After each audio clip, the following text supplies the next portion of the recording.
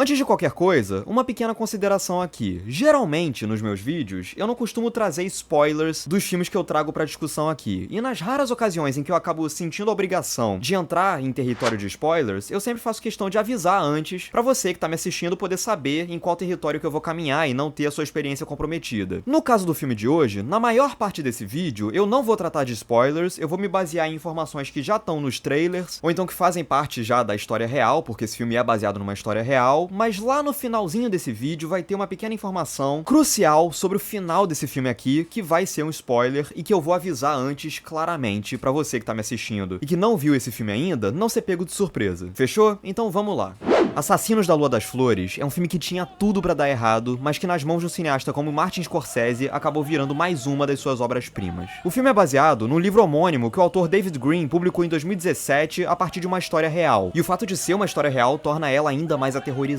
E o roteiro do Eric Roth e do próprio Scorsese reconstitui uma série de eventos entre 1919 e 37 que começaram sob uma máscara de normalidade, mas aos poucos se apresentaram como uma verdadeira tragédia. Após descobrirem uma vastíssima quantidade de petróleo sob as suas terras, os nativos do povo Osage enriqueceram fartamente com isso e, assim, chamaram a atenção de um grupo de homens brancos que se aproximaram para estabelecer uma relação de amizade, a ponto de dois indivíduos de ambos os grupos se apaixonarem e casarem, confirmando de vez um laço familiar entre as duas comunidades. Porém, à medida que os anos foram passando, foram ocorrendo diversas e silenciosas mortes de membros da nação Osage em sequência e de modo misterioso. Pois essas mortes, é claro, foram resultantes não de coincidências, mas sim de um extenso massacre encabeçado pelo político William King Hale, que planejava eliminar todos os Osage de maneira que parecesse casual, para não deixar quaisquer suspeitas, a fim de se apossar, portanto, de todas as terras e riquezas pertencentes ao grupo que assassinou. Sim, o plano pode não ter dado certo até as últimas circunstâncias, já que os tais algozes terminaram todos descobertos e presos, mas ainda assim, o genocídio da comunidade Osage chegou a uma estimativa de centenas de homicídios. Como que o Martin Scorsese, um homem branco que jamais teria como sentir na pele a realidade de um povo que passou por um processo tão bárbaro de apagamento cultural e civilizatório, poderia falar sobre isso? A resposta, tendo consciência suficiente para entender que, sendo quem é, ele não pode falar em nome dos oprimidos, mas nem por isso ele deixa de ter um papel a executar, já que a luta contra a opressão é dever de todos, seja você protagonista dessa história ou não. Mas antes de continuar, aquele pedido que eu sempre faço por aqui: se você tá gostando desse vídeo até aqui, por favor, curte esse vídeo aqui embaixo, deixa o seu like, compartilha pros seus amigos, chama eles aqui pro canal e, por favor, se inscreve aqui embaixo. Se inscreve e também ativa o sininho pra receber a notificação sempre que tiver vídeo novo por aqui, beleza? Vamos voltar lá pro filme. E aí entra a decisão do Scorsese que me fez dizer lá no início que Assassinos da Lua das Flores tinha tudo pra naufragar. A de narrar essa história aqui sob o ponto de vista de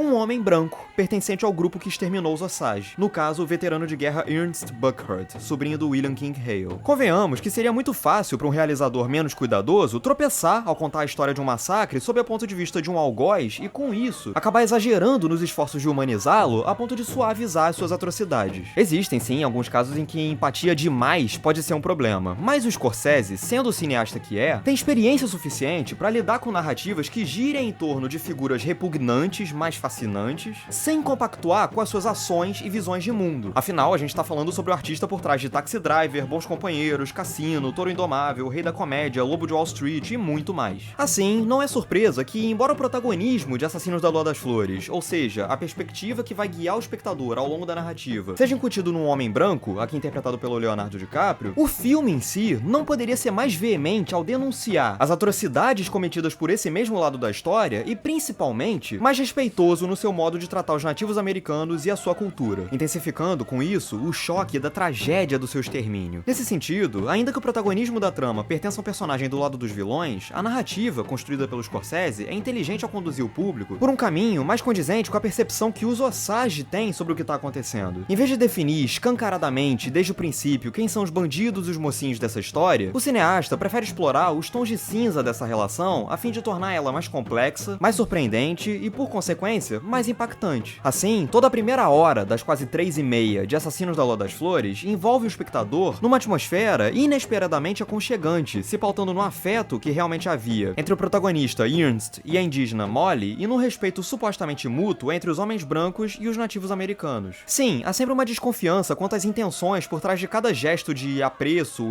ou cortesia feitos pelo William King Hale. Mas isso não impede, por exemplo, que a gente interprete erroneamente um resquício de sinceridade sinceridade no momento em que o personagem chega pra uma das irmãs da Molly pra se desculpar, reconhecendo: nós lhes causamos muitos problemas, e logo depois invocando uma oração no idioma deles, dos Osage. Não por coincidência, exatamente o oposto ocorre com os Osage, que exibem entre si e pra com os demais uma afeição e um carinho tão fortes e sim insuspeitos que, em certo momento, eu me senti acolhido como se fosse parte da família deles. Mas à medida que a história progride, porém, mais explícitas vão se tornando as reais intenções do King e dos seus homens. Intenções essas movidas por um racismo que as suas ações, como um todo, já evidenciariam lá no final da projeção, mas que também surge através de um ou outro comentário pontual que os capangas brancos deixam escapar. O próprio King, por outro lado, investe numa abordagem bem mais sutil, ardilosa, que eu vou discutir mais à frente. Assim, se no início a narrativa envolve o espectador num clima aparentemente afetuoso e carregado de calor sentimental, aos poucos, o Scorsese vai descortinando a barbaridade por trás daqueles gestos, enquanto nos golpeia violentamente ao fazê-lo. E não é à toa que, além do choque por presenciar os crimes cometidos pela gangue do King ao longo de quase 2 décadas, eu senti também culpa e vergonha por lá atrás eu ter cogitado alguma razoabilidade naqueles mesmos indivíduos. O que, contudo, se deve menos a um desvio de caráter meu e mais à maneira engenhosa com que o Scorsese desenvolve a narrativa, se mantendo vários passos à frente do público. E além disso, a denúncia que o filme faz sobre a injustiça histórica sofrida pelos nativos americanos é tão eficaz que ela se lembra de detalhes que talvez passassem despercebidos, como o fato de que a condição de vida dos Osage era tão degradada pela estrutura social que se formou ao seu redor que, mesmo se eles se alimentassem tão bem quanto os homens do King, ainda assim eles iam desenvolver problemas de saúde, como diabetes, que eventualmente iam levar eles à morte. Toda essa transição, por sinal, é refletida de modo soberbo pelos aspectos técnicos e estilísticos de Assassinos da Lua das Flores. Se no início a fotografia do Rodrigo Prieto, que vem colaborando com o Scorsese desde o Lobo de Wall Street, ajuda a exaltar a alegria dos Osage, como no plano em câmera lenta que traz eles dançando e se banhando em petróleo, comemorando a descoberta do material nos seus solos, o alcance do seu poder e influência ao explorar em tomadas aéreas grandiosas a vastidão das suas terras, e a energia do seu mundo particular, através de uma paleta notadamente viva que aproveita bem a intensidade de paisagens ensolaradas, aos poucos a narrativa passa a ser encoberta por cores cada vez menos vivas, por uma paleta cada vez mais desaturada e por planos cada vez mais fechados, sejam em sequências externas ou internas, que terminam por construir uma atmosfera progressivamente sombria e, acima de tudo, sufocante. Enquanto isso, a montagem da Thelma Schoonmaker, parceira de longuíssima data do Scorsese, começa investindo num dinamismo maior para, aos poucos, substituir esse dinamismo por um ritmo mais pausado, que permite que as cenas se prolonguem por mais tempo do que antes e, portanto, acentuem as dores, os lamentos e as introspecções do povo Osage. Assim, à medida que a narrativa avança, Assassinos da Lua das Flores vai se tornando mais cinzento, mais silencioso e mais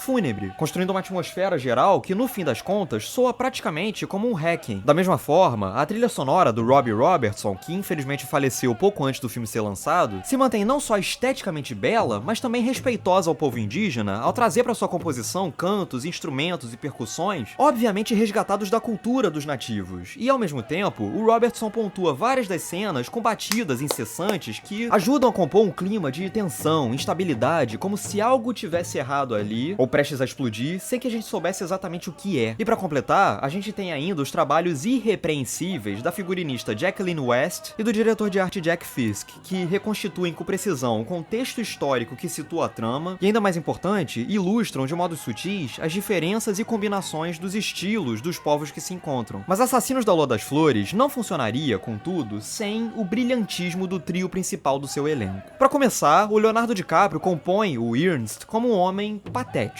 O seu jeito de falar, em especial, entrega todas as limitações intelectuais e culturais do sujeito, que, além de burro, não parece carregar um repertório dos mais profundos. Mas, curiosamente, isso não anula as suas contradições, complexidades emocionais. Sim, ele é um ladrão ganancioso, apaixonado por dinheiro, mas ao mesmo tempo, ele nutre real simpatia pelos Osage e, claro, amor pela Molly. O que, por outro lado, não significa que o DiCaprio e o Scorsese tentem aliviar a culpa do personagem, que é totalmente consciente dos esquemas dos quais ele participa e responsável pelos crimes que ele comete. E eu gosto particularmente da sutileza com que o Ernst demonstra, lá no terceiro ato, a perda do respeito dele pelo William Hale, quando ele faz questão de chamar ele apenas de Bill, em vez de chamar ele de King, ou seja, em tradução literal, rei, pela primeira vez no filme inteiro. Quanto ao Robert De Niro, eu acho que o maior atestado do sucesso da performance dele aqui tá no fato de, como eu já falei antes, ele levar o espectador a acreditar nas palavras de apoio, cumplicidade e carinho que ele diz pros Osage lá no início, início, soando falsamente sincero ao manifestar arrependimento pelos males que o seu povo causou aos nativos. E se depois as suas ambições cruéis se tornam indisfarçáveis, isso se dá menos através de demonstrações explícitas de ódio e mais por gestos pequenos, silenciosos, como se ele soubesse que as suas falas mansas e amigáveis já não enganam mais ninguém, mas insistisse em continuar dizendo elas por puro cinismo. Porém, é mesmo a Lily Gladstone quem rouba Assassinos da Lua das Flores pra si. E se a atriz já vinha numa franca ascensão ultimamente, agora chegou a hora dela virar uma estrela absoluta. Não que o papel em questão seja particularmente simples, na verdade, é tão desafiador que se torna fácil de ser subestimado, ou pior, confundido com mera, entre aspas, inexpressividade, já que, em vez de se entregar a modos expansivos, a reações chamativas ou a tons de voz elevados, a Molly é uma mulher essencialmente introspectiva, que assume uma postura de espectadora, ou seja, totalmente passiva diante dos eventos que a cercam, e com isso refletindo, muito precisamente, o estado contido, em lenta deterioração, sem ter o que fazer pra combatê-la, da personagem em si. Ela imprime simpatia através de gestos pequenos lá no início, indignação através da sua expressão cerrada mais à frente e pesar por se perceber impotente com relação ao caos testemunhado ao final. Só que a Lily Gladstone, ela permeia cada uma dessas etapas da personagem com uma melancolia subjacente ou explícita que espelha a própria condição dos nativos americanos perante o avanço dos colonizadores brancos. E além disso, a atriz consegue trazer uma imensidão de sentimentos conflitantes ou complementares a Molly através de um sutil movimento de canto de boca aqui e um minúsculo aperto nos olhos ali. E as proezas que a Lily Gladstone consegue alcançar só com seu olhar são impressionantes, saindo da intensidade que complementa do seu sorriso lá no começo, numa combinação que ajuda a tornar a personagem ainda mais adorável, até chegar mais à frente num semblante mais fechado que demarca bem a separação entre a sua dor e o seu ódio, que ela assume sentir mesmo tentando fechar, como ela diz num dado momento, fechar o coração e manter o que há de bom. E a partir daqui, eu faço o alerta. Daqui em diante haverá spoilers de Assassinos da Lua das Flores, porque eu vou precisar discutir alguns detalhes lá do final do filme que são determinantes, então se você ainda não assistiu ao filme e não quer saber de antemão desses detalhes pra não ter a sua experiência comprometida, eu recomendo que você feche esse vídeo e volte a ele só depois de ter assistido ao filme, beleza? Vamos lá. Mais uma vez, uma obra do Martin Scorsese termina com o protagonista amargurando a culpa dos crimes que ele há muito vem cometendo e que trouxeram consequências graves e irreversíveis pra pessoas que ele ama ou amava. De certa maneira, não deixa de ser curioso que o desfecho do Assassinos da Lua das Flores estabeleça um link, uma conexão direta lá com o do Irlandês, trabalho anterior do cineasta, e que terminava com o protagonista, Frank Sheeran, solitário num quarto de hospital, sob o peso de uma vida inteira de truculências. Se a filmografia do Scorsese constantemente acompanha sujeitos repugnantes, capazes dos piores atos de desumanidade possíveis e imagináveis, o diretor não teme condená-los ao único destino que as suas ações lhes poderiam trazer, o da derrota completa, sem nenhum glamour ou nada do tipo. Faz todo sentido, portanto, que Assassinos da Lua das Flores termine como uma farsa true crime que, no entanto, expõe todas as problemáticas desse tal gênero. Não tem nada de divertido ao relembrar tragédias reais, e se essas foram espetacularizadas por uma indústria inteira, a ponto de um caso como, por exemplo, da Mulher da Casa Abandonada ter virado um entretenimento para milhões de usuários de redes sociais, é porque a gente falhou no processo de preservar a memória dessas tragédias sem diluir o choque delas. Pro Scorsese, o conceito de denúncia não se pode misturar com o de exploração, que são separados por uma linha bem tênue. É preciso ter cuidado e responsabilidade ao se abordar um caso como o dos Osage, que, por mais bárbaro que tenha sido, até hoje permanece como um caso relativamente desconhecido e que torna necessário que quase um século depois, um dos maiores cineastas vivos da contemporaneidade venha e faça um filme inteiro para apontar um holofote em cima do caso em questão. E que o diretor assuma uma postura explícita a ponto de ele próprio surgir em cena nos minutos finais de Assassinos da Lua das Flores para poder ler a notícia da morte da Molly, num dos melhores e mais emocionantes desfechos de qualquer filme que ele já filmou, é um atestado não só da sua genialidade como artista, mas também do seu compromisso moral e histórico ao encenar um crime real e então clamar por justiça.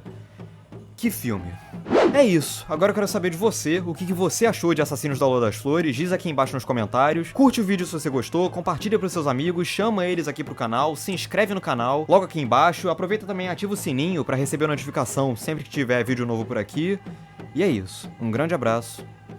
e até a próxima.